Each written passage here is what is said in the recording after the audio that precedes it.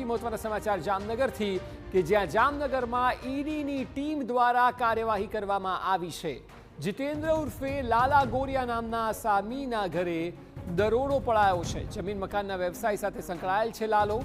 આર્થિક ગોટાળા સંબંધિત માહિતી મળતા તપાસ હાથ ધરાઈ છે। ધંધારથી લાલા ગોરિયા ઘરે ન હોવાનું સામે આવ્યું છે। તે પોતે જમીન મકાનના વ્યવસાય સાથે સંકળાયેલો છે। આર્થિક ગોટાળા સંબંધિત આ આખી ઇન્ક્વાયરી થઈ રહી છે। ઈડીની ટીમ દ્વારા સવારથી જ દરોડા પાડવામાં આવ્યા। વધુ માહિતી આપી રહ્યા છે સંવાદદાતા દિવ્યેશ વાયડા। દિવ્યેશ, જણાવો કે આ વ્યક્તિ કોણ છે અને ઈડીના કેટલા અધિકારીઓ ત્યાં શું કાર્યવાહી કરી રહ્યા છે?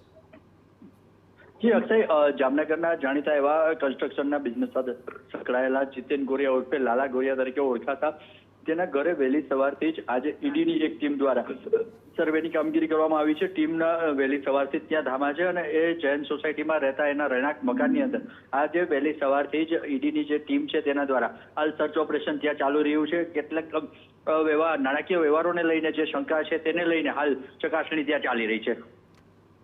જી બિલકુલ દિવ્યેશ, આભાર સમગ્ર માહિતી બદલ।